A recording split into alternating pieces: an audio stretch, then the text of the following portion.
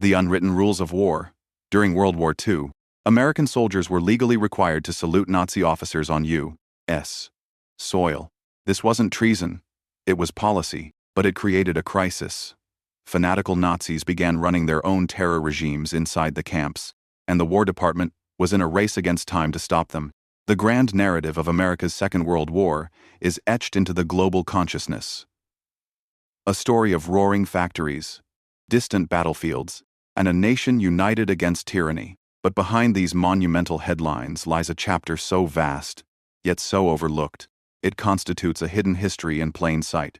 Many are familiar with the tragic story of the Japanese internment camps, a dark stain on the nation's wartime record. Far fewer know of the sprawling network of nearly 700 camps that housed hundreds of thousands of German prisoners of war on American soil. This is the story of how a nation, largely inexperienced in the role of captor, became the warden to its enemies, and how that experience held up a mirror to its own ideals and contradictions. As documented by the Society for Military History, the United States entered the war with a critical lack of institutional knowledge on handling prisoners of war. Facing the sudden influx of combatants captured from the deserts of North Africa and the fields of Europe, Washington made a pivotal decision. It would adhere, with almost dogmatic strictness, to the edicts of the 1929 Geneva Convention. This was not merely an act of goodwill. The foundational objectives of the convention were twofold. First, as the text states, to prevent indignities against enemy soldiers, and second, to establish a framework of reciprocal rights, ensuring that captured American soldiers would be afforded the same protections. It was a strategy of principled self-interest. Tragically, this principle was a one-way street. While America honored its obligations, the Axis powers operated under a different calculus. Japan, which had never ratified the agreement, subjected Allied prisoners to unspeakable brutality. Germany, a signatory, chose to ignore its mandates whenever it was convenient, particularly on the savage Eastern Front. The convention itself was a far-reaching document, a detailed blueprint for humane captivity. It dictated everything from the geographical location of camps, ensuring they were not in combat zones or unhealthy climates, to the precise nature of punishments for escape attempts and the strict regulations governing prisoner labor. The protections it guaranteed were comprehensive. POWs were entitled to adequate food, housing, and medical care, equivalent to that of the captor nation's own depot troops. They were to be shielded from violence, intimidation, insults, and public curiosity. Medical experimentation was explicitly forbidden. Perhaps most astonishingly to a modern observer, the treaty mandated a respect for reciprocal military rights and status. German officers above the rank of captain were assigned their own orderlies from the enlisted POW population, and generals were housed in private huts. In a striking display of this protocol, American soldiers were compelled to salute higher-ranking German POWs. The infamous Nazi salute was even permitted within the confines of the camps, a concession to military custom that would later prove deeply problematic. The convention even allowed for the display of the swastika, and in a final, surreal detail, some German prisoners who died in captivity were buried in local American military cemeteries, their headstones engraved with the Nazi symbol alongside their names. The greatest challenge facing American camp authorities was not the risk of mass escape or sabotage, but the ideological war that raged within the barbed wire fences. The War Department, in its initial, naive application of the Geneva Convention, believed that treating all prisoners equally meant ignoring the political chasm that divided them. This policy proved to be a catastrophic miscalculation. Fanatical, battle-hardened Nazis, many from the elite Afrika Korps or the Waffen-SS, were thrown into the same barracks as anti-Nazis, political dissidents, and simple conscripts who had been forced into Hitler's army. The result was a microcosm of the Third Reich's own brutal internal policing, transplanted directly onto American soil. Making matters worse, Article 43 of the Convention required the appointment of prisoner administrators to act as spokesmen and liaisons. In camp after camp, the most ruthless and ideologically committed Nazi officers assumed these roles, effectively becoming camp commandants of their own men. They ruled with an iron fist. These hardliners established a shadow government, ordering work stoppages to disrupt the American war economy and holding clandestine kangaroo courts to enforce their twisted code of honor. They doled out harsh, violent discipline to any fellow prisoner deemed insufficiently patriotic. To be heard speaking English, to express doubt about a German victory, or to cooperate too willingly with the American guards, was to risk a savage beating, or worse. The records from this period are grim. There were documented occurrences of murder, forced suicides orchestrated by Nazi cliques, and at least one general camp riot. These acts of violence created a reign of terror, yet the perpetrators often received minimal or no punishment. They were, in a perverse twist, shielded by the very convention they used as a tool of oppression. American authorities were often powerless to intervene in internal prisoner affairs without violating the treaty's terms. The War Department eventually acknowledged the severity of the problem. Its first major attempt at a solution was to identify the most dangerous elements and segregate them. A special camp for Nazi incorrigibles was established in Alva, Oklahoma, a place designed to contain the most fanatical ideologues and break their stranglehold on the general POW population. It was a tacit admission that the war of ideas was just as real, and just as deadly, as the war being fought overseas. As a major concern of the Geneva Convention, the matter of forced labor was governed by a complex set of regulations. The treaty detailed permissible job locations, working hours, safety conditions, and pay rates. Initially, the War Department was cautious. POWs were put to work, but their assignments were limited, confined mostly to tasks within the camps themselves. Fears of escape, sabotage of critical infrastructure, and the potential for overseas propaganda about the exploitation of prisoners kept the program on a short leash. This hesitation evaporated, however, when confronted with the realities of a nation mobilized for total war. As millions of American men enlisted and went overseas, a severe labor shortage began to cripple the domestic economy. Particularly in the agricultural sector, the War Department quickly rethought its strategy and, in a move that would transform both the camps and the communities around them, greatly expanded the use of POW labor. Under the new program, the camps became vast reservoirs of manpower, supplying local industries and businesses with laborers while still adhering strictly to the convention. The impact was immediate and profound. In the fields of Texas, German prisoners picked cotton, harvested fruit, and chopped sugar cane. Across the plains of Kansas, they stacked hay and performed masonry work for farming communities. In the crisp air of New England, they harvested peas, cabbage, and apples. Their work was not limited to agriculture. POWs were reportedly employed in hundreds of other positions, becoming mechanics, sign painters, and tailors. In the timber regions of the Pacific Northwest, they even became lumberjacks. Yes, a lumberjack. All enlisted men were required to work, and their compensation was set at 80 cents per day, paid in canteen coupons or scrip, the same base rate an American private received. This scrip system was a crucial security measure. By paying the prisoners in coupons redeemable only at the camp canteen, authorities ensured they could not accumulate enough hard currency to bankroll a serious escape attempt. Over time, an unexpected dynamic emerged. The POWs, far from being resentful saboteurs, proved to be capable and often diligent workers. They began to earn the trust and, in many cases, the admiration of their private employers. Supervision, once strict, became increasingly relaxed, sometimes to the point of being non-existent. This growing familiarity would sow the seeds of complex relationships, blurring the lines between captor and captive, and between enemy and neighbor.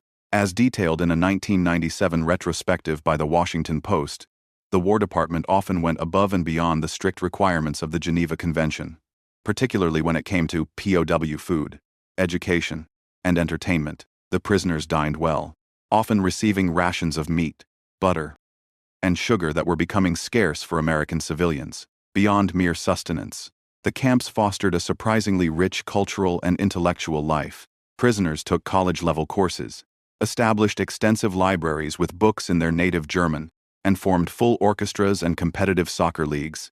Leisure activities were plentiful. Barracks echoed with the sounds of ping-pong, chess, and card games. Camp theaters screened Hollywood movies and cartoons, offering a strange window into the culture of their captors. Some camps were even equipped with printing presses that churned out newsletters, written and edited entirely by the POWs. They mounted ambitious theatrical productions and played classical concerts that were regularly attended by American officers and their families. In one of the more surreal examples, some camps offered circus and acrobatic instruction, taught by professional circus performers who had been conscripted into the German army and subsequently captured. The educational programs were particularly varied and of high quality. While some classes were taught by the prisoners themselves, professors, engineers, and intellectuals sharing their knowledge. Others were conducted as formal correspondence courses with American universities. The level of instruction was so high that after the war, a number of German universities granted full academic credit to returning POWs who had completed these courses. While these programs were seen by the War Department as a way to maintain order and comply with the spirit of the convention, they ignited a firestorm of public outrage. As the war dragged on and American casualty lists grew longer, stories of the cushy POW camp life began to circulate. Many Americans, rationing food and mourning their dead, were enraged by what they saw as the coddling of the enemy. Angry letters flooded the offices of congressmen, and protests were staged outside camp gates. The War Department found itself in an impossible position, sensitive to public perception, and aware that the POWs were, in fact, often eating better than many American civilians. Bowing to the immense pressure, they eventually cut back severely on the prisoners' rations, a move that brought them more in line with the civilian standard, but technically violated the convention's mandate of equivalency with base soldiers' rations. The 1929 Geneva Convention contained a peculiar and enlightened provision regarding escape. It recognized that it is the duty of a captured soldier to attempt to rejoin the fight. Consequently, the treaty contained numerous regulations that severely limited the punishments for escapees. A captured prisoner could not be executed or tortured. The typical sentence was a short stay in the camp stockade. With so little to lose, the POWs had little to fear from getting caught, and for many, the attempt itself was a matter of honor and patriotism. For others, the motivation was more personal. Some were simply homesick, desperate to see families they had not heard from in years. Others, particularly as the war turned against Germany, were driven by a profound fear of being returned to a homeland that was being systematically destroyed and carved up by the advancing Allied and Soviet armies. The methods of escape were as varied as the reasons for trying. Prisoners laboriously built secret tunnels, their entrances hidden beneath bunk beds or latrines. They slipped away from inattentive guards on work details, constructed lifelike dummies of themselves to fool the nightly head counts, and brazenly impersonated American officers, sometimes walking straight out the front gate. Once outside the wire, they hopped freight trains, stole cars, or simply took off on foot into the vast American landscape. The most elaborate escape attempt on record occurred in 1944 at a Spartan camp in Texas, using a secret 60-foot tunnel, ingeniously equipped with electric lighting tapped from the camp's power grid and a hand-cranked air bellows for ventilation. 12 German officers slipped away from their barracks under the cover of darkness. They moved separately, heading for the Mexican border, each man armed with food, a change of civilian clothing, and maps painstakingly traced onto tissue paper. Despite their meticulous planning, their freedom was short-lived. 10 were captured within days, still far from their destination. The final 2 were caught by a savvy railroad detective in El Paso, just miles from the Rio Grande. The vast majority of the 222 documented escape attempts ended similarly, with the prisoners captured quickly and without incident. Back at camp, their fellow POWs would hail them as heroes, celebrating the attempt as a small victory in a losing war. But one man would defy the odds, turning a fleeting escape into a 4-decade disappearance. As chronicled by the Associated Press, on a cool September night in 1945, with the war in Europe already over, a German sergeant named Georg Gärtner made his move. At Camp Deming, New Mexico, he waited for the searchlight to sweep past, slipped under a fence, and sprinted for the nearby railroad tracks, hopping a freight train bound for San Pedro, California. Gärtner's decision to escape was not born of patriotism, but of terror. He knew that upon his official release, he would be repatriated to his hometown in eastern Germany, which had fallen under the brutal control of the Soviet Union. As a former soldier in the Wehrmacht, Gärtner was convinced he would be sent to a Siberian gulag, a fate he considered worse than death.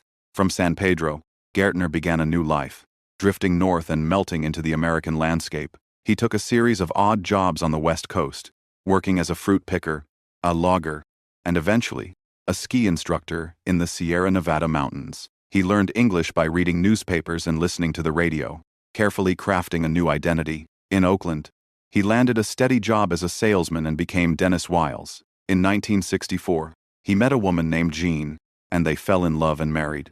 To explain his past, Dennis Wiles told Jean a simple, tragic lie. He had been raised in an orphanage and had no family to speak of. For decades, Gertner lived under the radar, a ghost in his own life. The military eventually stopped looking for him, and his file was relegated to the archives. He was a model citizen, a loving husband, and a successful professional, but he lived with the constant, gnawing fear of discovery. The secret held for 20 years, until his impending retirement forced a crisis. Jean needed his birth certificate to process his social security and pension. Trapped. He finally confessed everything. Jean, shocked but resolute, became determined that he should clear his name. Her research into the old POW camps led her to Arnold Kramer, a historian and expert on the topic, who ended up co-authoring a tell-all book with Gertner. In 1985, 40 years after he slipped under the wire at Camp Deming, Georg Gertner, now Dennis Wiles, surrendered. In a publicity stunt arranged by his publisher, he turned himself in to the Immigration and Naturalization Service live on NBC's Times Today, Times show. Of the thousands of German POWs who had attempted escape, he remains the only one to have truly eluded capture. His wife Jean, when asked about his story, said it best. The fact that he kept it a secret for 40 years is what's amazing. Until President Truman's executive order in 1948, the United States military was, like much of America, a deeply and officially segregated institution. Black soldiers, fighting and dying for freedom overseas, experienced relentless institutionalized discrimination both at home and abroad. Their prejudicial treatment was not only at the hands of white Americans, but, in a particularly bitter irony, at the hands of the white prisoners of war they were tasked with guarding. In many southern POW camps, facilities were segregated by race, and black servicemen were consistently assigned the most menial and degrading jobs. An immense sense of outrage simmered within the black military community. These men had risked their lives fighting the racist ideology of the Nazis, only to return to a country that considered them beneath their captured white enemies. The journal article Icons of Insult German and Italian Prisoners of War in African American Letters During World War II recounts numerous, infuriating instances of these racist encounters. In one well-documented incident, a group of black servicemen in uniform were barred from entering a restaurant at a Texas train station. Moments later, they watched as their white captors escorted a group of German POWs inside to be served a meal. Another famous episode involved the legendary entertainer Lena Horne. While performing for the troops at a camp in Arkansas, she looked out into the audience and saw that the camp command had seated the German prisoners in the front rows, while the black American servicemen who had come to see her were relegated to the back. Enraged, Horne stopped the show, walked down from the stage directly to the black soldiers, and performed the rest of her concert just for them, with her back turned to the pOWs and their white guards. These incidents were not isolated. They were symptoms of a profound national hypocrisy, a moral contradiction laid bare by the strange proximity of a foreign war fought on American soil.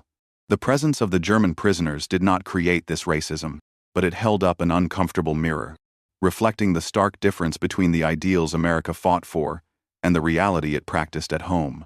In 1944, as an Allied victory in Europe appeared imminent, American officials began to grapple with the monumental task of planning for a post-war Germany. Out of the ruins of fascist defeat, the United States and its allies hoped to plant the seeds of democracy.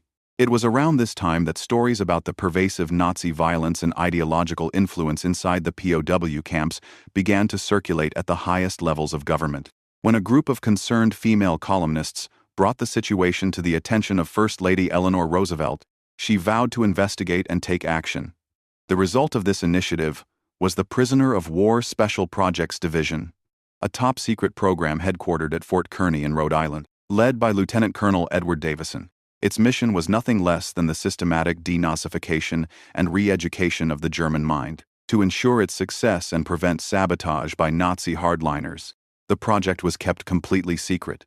A hand-picked group of intellectual American officers, many of them German-speaking academics in civilian life, joined forces with trusted anti-Nazi POWs. Together, they devised the democracy-promoting strategies of what became known, informally, as the Factory.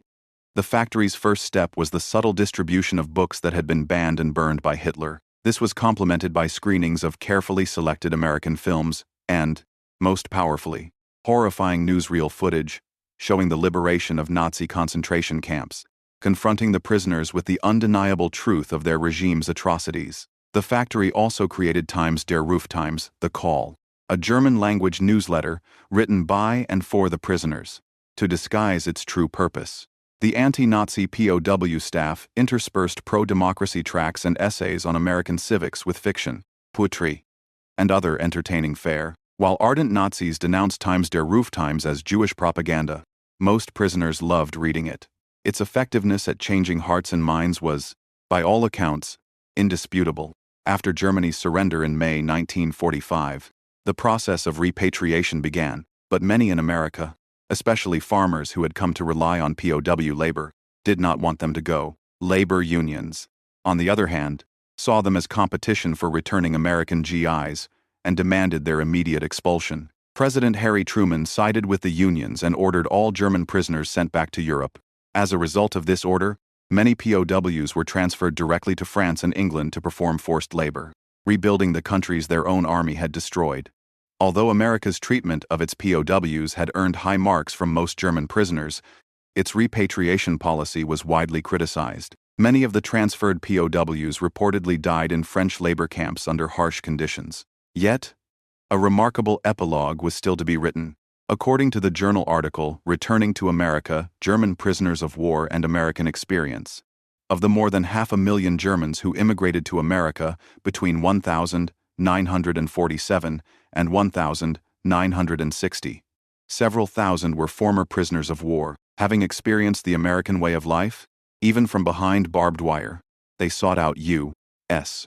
sponsors or worked for American occupational forces in Germany, doing whatever it took for a chance to return to the United States. Welcome back.